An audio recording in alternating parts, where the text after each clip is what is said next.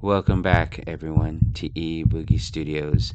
Imagine yourself in 1953, and you don't have a television just yet, and you're listening to a radio broadcast from a series called Suspense.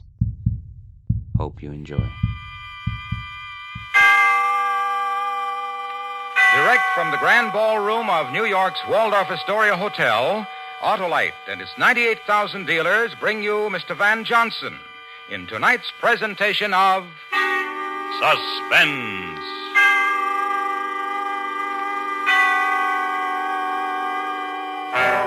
Tonight, Autolite recreates the story of the first international automobile race. The story is based on fact and is called Around the World. Our star, Mr. Van Johnson.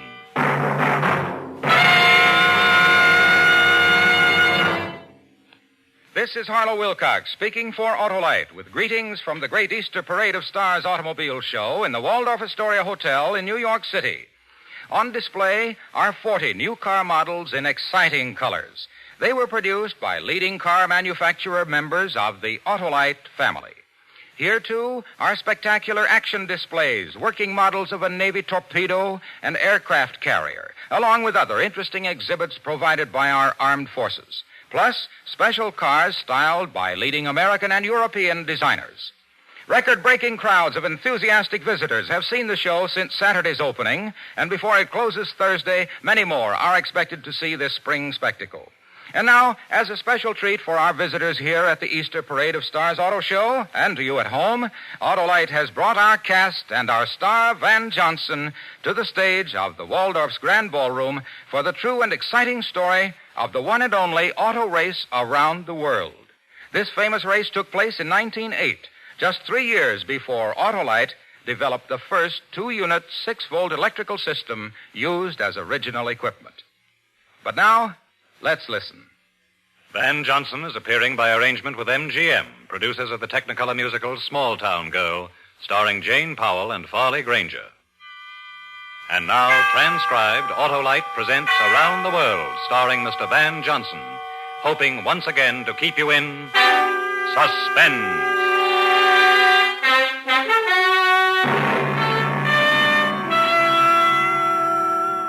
My name is George Miller. These are my opponents, Monsieur Bossier de Saint-Chaffrey. Enchanté. I am driving the Didion. My crew is also French. Vive le sport. Lieutenant Hans van Koppen. Driving a Protoss, a German car, as are my technicians. German. Signor Anthony Scafolio. Come sta? Italian with my crew, with driver of the Zust automobile. The gentlemen you have met, and a couple of others who you will meet presently, who are riding with me, all of us are going to have a race in automobiles around the world. New York to Paris by way of Siberia. It's 1908, Lincoln's birthday. A bright and sunshiny day, Times Square, New York, 10 a.m. I'm the driver of a 4-cylinder, 60-horsepower car taken from stock, the Thomas Flyer. However this thing comes out, and I'm not offering any excuses, but in all fairness, you should know that the other cars have been built especially for this race. But the Thomas Flyer, anybody can go and buy one off the floor. The members of my crew are Montague Roberts, who knows about maps and motors, and Mr. Colby, correspondent for the Combined News Services. How do you do? Hello. Gentlemen, are you ready? All right, gentlemen.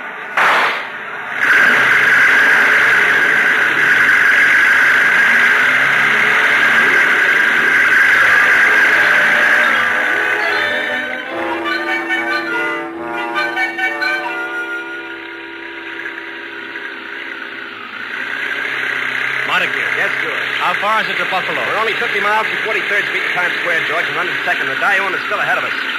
I didn't ask you how we... to make an observation, gentlemen. About the rain again, Mr. Colby? Yes, of course. As long as we're going around the world together, I don't think we should immediately exhaust whatever food of conversation we have in store for each other. I think the things at hand are the elements, for instance. Please talk to us about the rain, Mr. Colby. A prediction. Because of rain, one day an alert automobile manufacturer will produce a top attached to the body which can be lowered or raised, and a soul can sit in comfort and not be drenched like now. Mark my word. Montague. Yes, George. How far to Buffalo?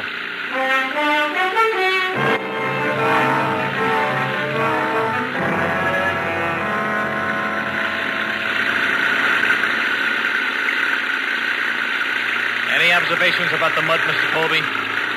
Mr. Colby. He can't hear you, George. He slid down on the floor and back and pulled his raincoat over him and the rug and The French car, they're stuck in the mud. Give it the gun, George. Oh, George, we could have We passed can't them. just leave them sitting here. Hi, monsieur. Stop! All of a sudden, no road. Only mud. Oh, we'll give you a hand.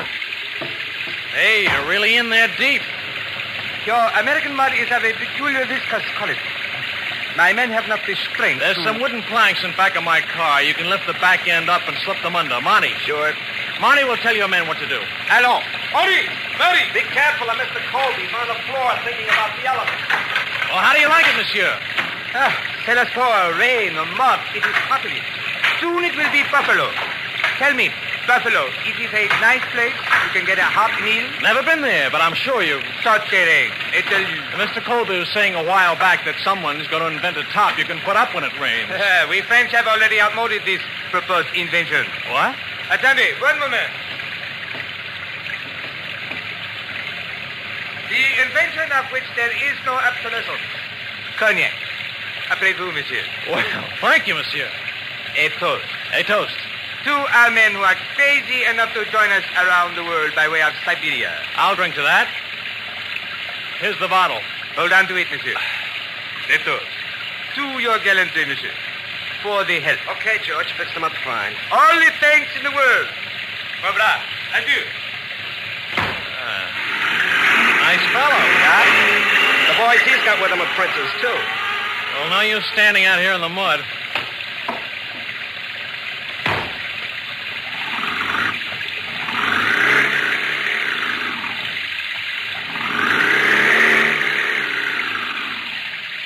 Oh, stuck. I know it. What have you got in that bottle, George? Cognac.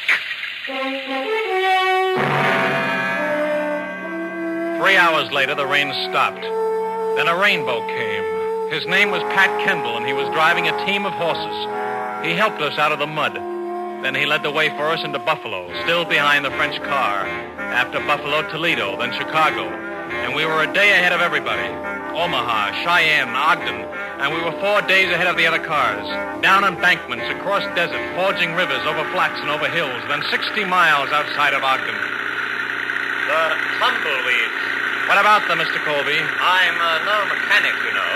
What about the tumbleweeds, Mr. Colby? Riding over them the way you do. We've already discussed that, Mr. Colby, when you were asleep. Oh, Mr. Colby. Yes, Montague? You're a correspondent for a whole syndicate of newspapers. Aren't you supposed to take notes of something? How can you do that when you sleep so much? A good question. Well, how can you do it? I am a journalist. So? My dear Mr. Miller, when a journalist has seen one tumbleweed, he can close his eyes and imagine a vastness of tumbleweeds, hundreds of square miles of tumbleweeds, such as we are now negotiating. Wake me at the next town. I'm afraid not. Why not, Mr. Miller? You're quite right about the tumbleweeds riding over them. They're liable to foul the transmission. And that's why you won't be able to sleep, Mr. Colby. We're going to ride on the railroad ties. Really? Really. Besides, how do you think we're going to cross that river up ahead? My word. Oh, here we go.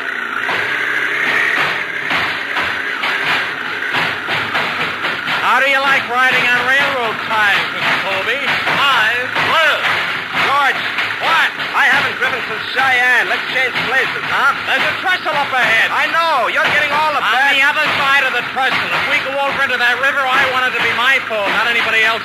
Mr. Miller, have you ever driven over a railroad trestle before? No.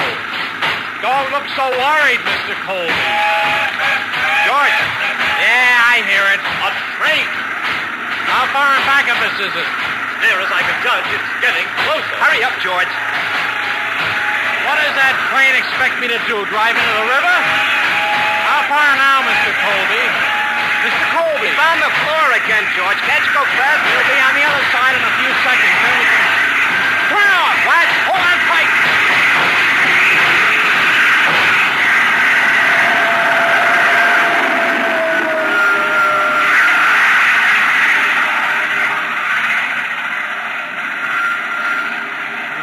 right now, Monty. Wait a minute.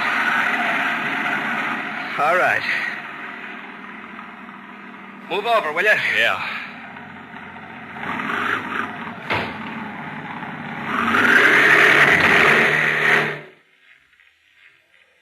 But don't look at me like that, George. Let's get out and see.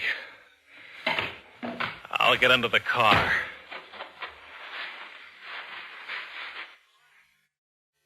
Monty, come here. What do you see? I don't see any clutch shaft. That's one thing I see. Oh. Cracked right off. Where are we, Monty? Under a Thomas Flyer in the middle of the desert. Yeah. Mind if I ask you another question, Monty? Go right ahead. How far from a town? A good-sized town. One that would have a blacksmith. About 30 miles. That way. Well, let's get out from under here. Oh, over there on the sand, George. The other part of the clutch shaft. Uh-huh. We've got to get the part to a blacksmith. There's no two ways about it. Somebody's going to have to walk 30 miles. Somebody who's had a lot of rest. Mr. Colby.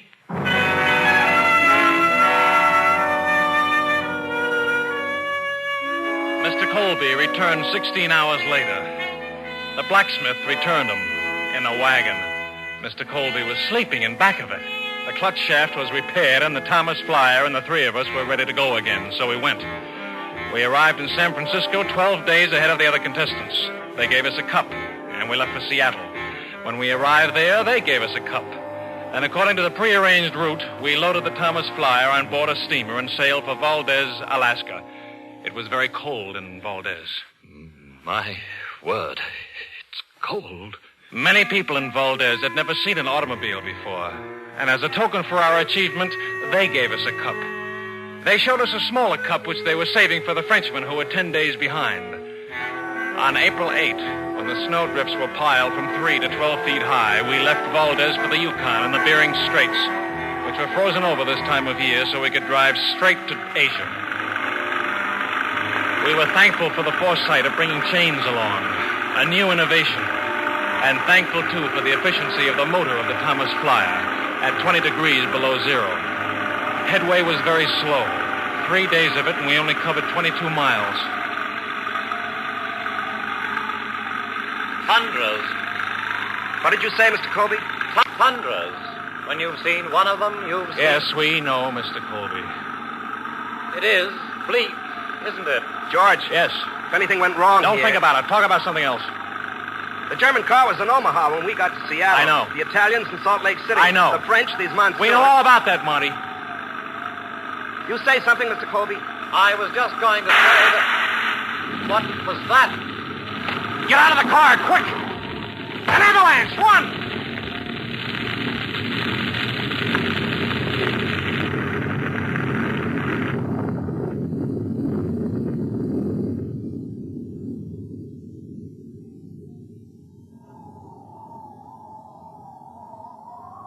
You all right, Monty? Yup.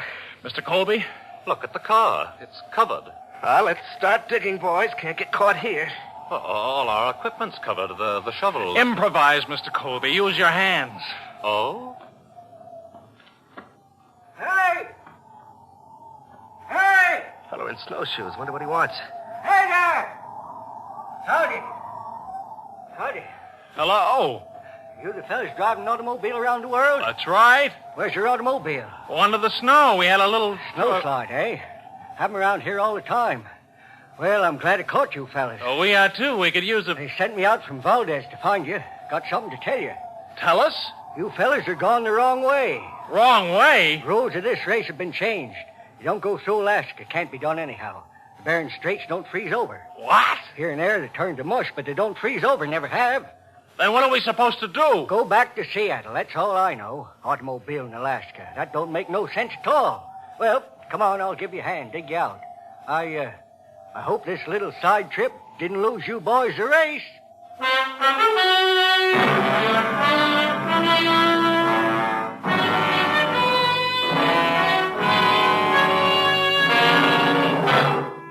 Autolite is bringing you Mr. Van Johnson in Around the World. Tonight's presentation in radio's outstanding theater of thrills, Suspense.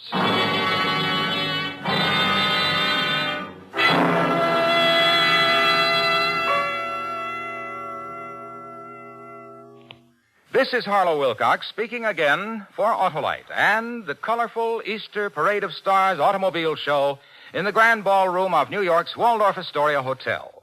Here are 40 exciting car models produced by manufacturer members of the Autolite family.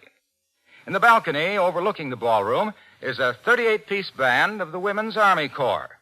In rooms surrounding the ballroom are special action displays dramatizing the latest engineering advancements of the automotive industry, as well as special exhibits featuring outstanding accomplishments of our armed forces. Autolite is proud to be a part of the great automotive industry and to have contributed to the development of today's fine cars. Autolite serves the greatest names in the industry. Tonight, in the climax to the second annual Autolite Family Salute program, Autolite is privileged to salute distinguished members of the Autolite family whose cars are on display at the Easter Parade of Stars automobile show and to salute their dealers throughout the world for our many years of close association. And now, Autolite brings back to our soundstage Mr. Van Johnson in Elliott Lewis's production of Around the World, a story based on fact and well calculated to keep you in suspense.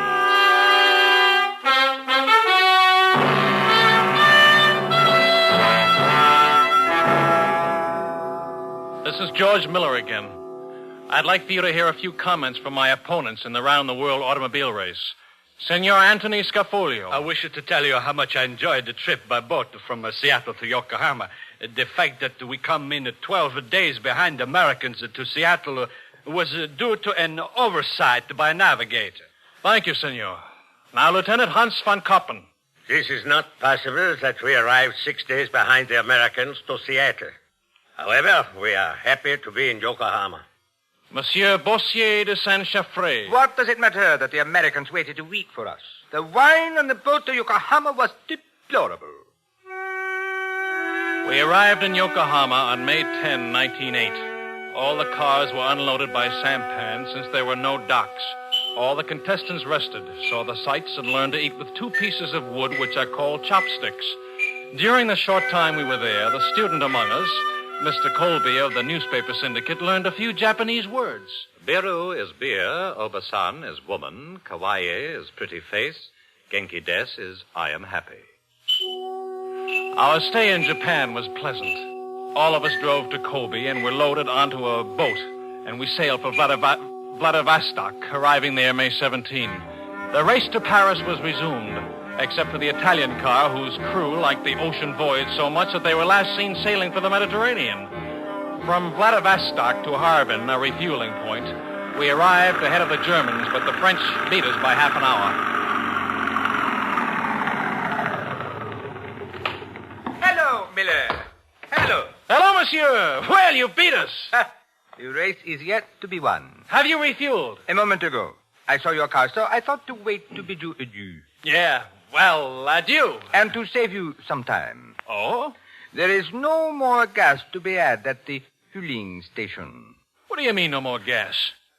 My American speech is not of the best. I do not know how else to say it. Let me think. How else can I say it? I have it. I have bought all of it. All of the gasoline, in order to cross the bigness of Siberia. So, there is no more gas. Adieu. Hello, my brother.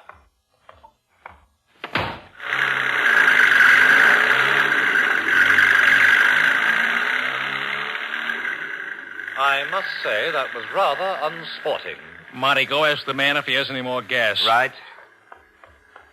You have no idea what I shall do when we finally get to Paris. What are you going to do, Mr. Colby? I shall lodge a protest with the Rules Committee. Forget it. Anyhow, I don't think I like Siberia very much. Well, you're going to see a lot of it, Mr. Colby. It's the biggest country... George. What about it, Monty? No gas.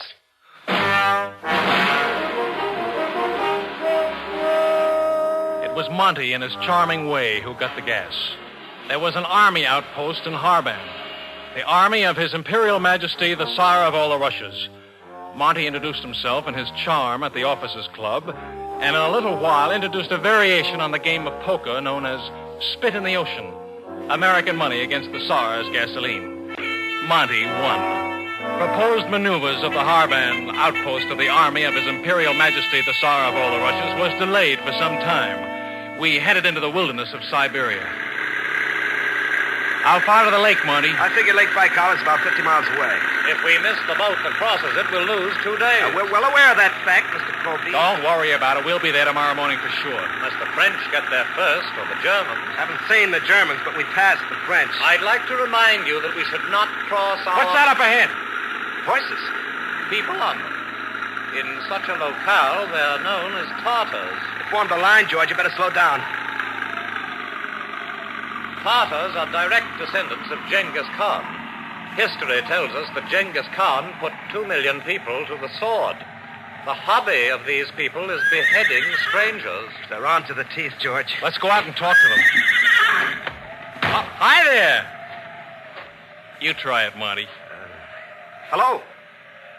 Mr. Colby, have you ever had occasion to learn Tartar talk? Mr. Colby.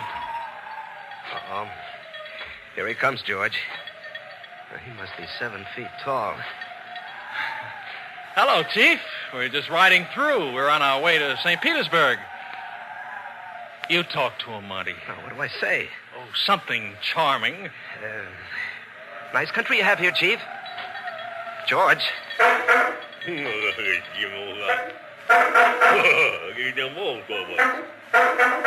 like the horn, Chief? Monty, give him the horn. Sure. He'll only be a minute, Chief. Hurry up, Monty. Yeah. Here you are, Chief. Oh, now, wait a minute, Chief. That's the wheel. We need the wheel. Blow the horn, Chief. Here. Isn't that nice?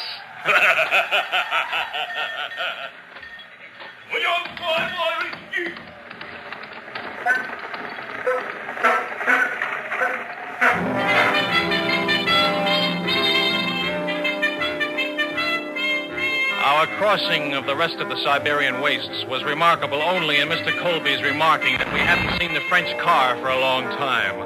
As a matter of fact, we never saw the French again.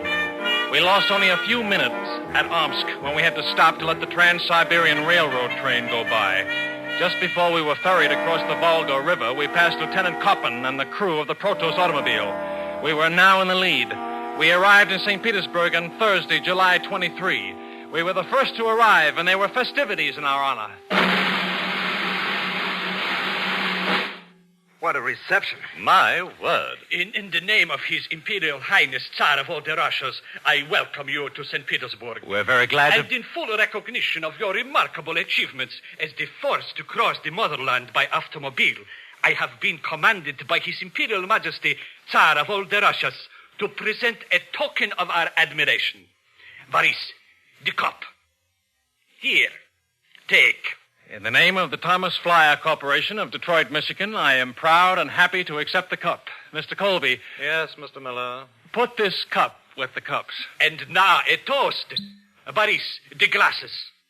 Here, gentlemen, take. Boris, the vodka. To His Imperial Majesty, Tsar of all the Russias. To Teddy Roosevelt, President of the United States of America. George, over there, the Protos. Lieutenant von Kappen. The Germans. Thank His Imperial Majesty for us. We've got to go. First, a toast. Boris. To Her Imperial Majesty, Tsarina of all the Russias. To the Rough Riders. We're in a race here, you know. We've got to... Boris. To St. Petersburg, a jewel in the crown of His Imperial Majesty, Tsar of all the Russias. We've really got to go. Drink. To Detroit, Michigan. Now let there be music and the festival and dancing. Boris.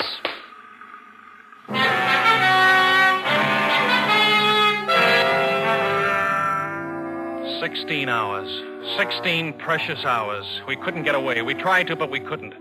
Finally, at 6 o'clock in the morning, we left St. Petersburg. From there to Berlin, where we were told that the Protos car was a half a day ahead of us. That was on July 24. We refueled and went on. The roads were better, and we made good time. Hanover, Dusseldorf, Cologne, across Luxembourg, and into France. Very good time, but still trailing the Germans in the Protos car. Then into Rheims, still behind the Germans. And the next day, on the morning of July 30, we were outside of Paris.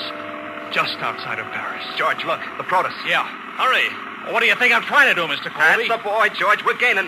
Mr. Colby, throw everything out of the car. I was about to suggest that. Oh, do it. Yeah. We're gaining, George. We're gaining. The cops, too, Mr. Miller. The cops, too.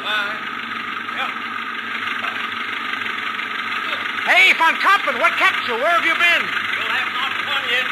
You have not. I can't hear you, Von Kappen. There's the finish line, George. All those people. My word.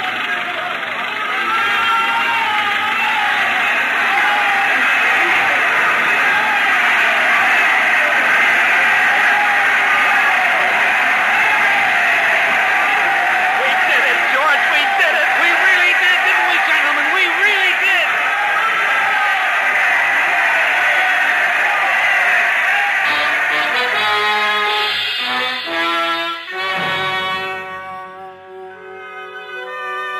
We won.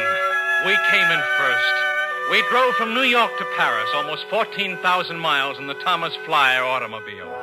Our total running time was 88 days. We averaged 152 miles a day over all kinds of country in every sort of climate. We climbed mountains, forded streams, drove through mud, and traversed sandy deserts. We won the New York Times $50,000 first prize, and we had our pictures in every paper in the world. But mostly it was a tribute to our automobile. We proved something. An American stock car circled the globe. And we're not anybody special. Anybody can do it.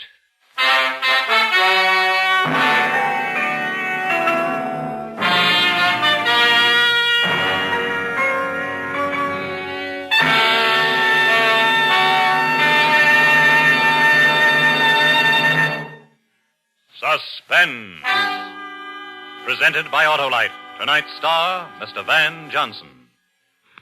This is Harlow Wilcox speaking for Autolite and the worldwide Autolite family. Tonight, as the crowning achievement of the second annual Autolite Family Salute program, we have brought you a special broadcast direct from the Easter Parade of Stars automobile show at the Waldorf Astoria Hotel in New York City. Tomorrow night, the Autolite family will join in a reception and supper party honoring all women's branches of our armed services. Also, Irene Dunn, Rosalind Russell, Van Johnson, and Robert Merrill. It's for the benefit of our armed services emergency relief funds. The Easter Parade of Stars automobile show, with its many new car models produced by manufacturer members of the Autolite family, will be open all day Wednesday and Thursday. Admission is free.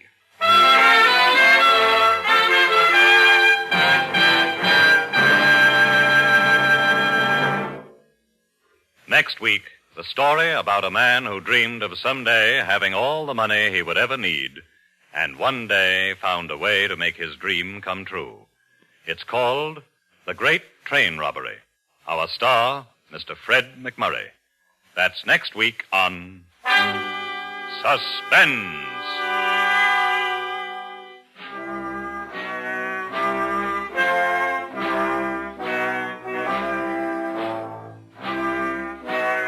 Suspense was transcribed and directed by Elliott Lewis, with music composed by Lucian Moravec and conducted by Lud Gluskin. Around the World was written for Suspense by Morton Fine and David Friedkin and was based on fact. Featured in the cast were Alan Hewitt, Ted Osborne, Larry Haynes, Steve Roberts, Danny Ocko, and Cameron Andrews. And remember, next week, Mr. Fred McMurray in The Great Train Robbery.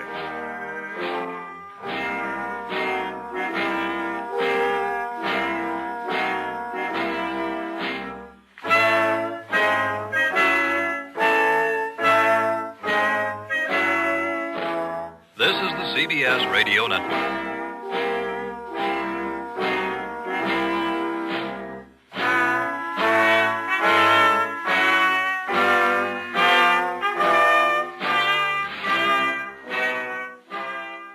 This is the end.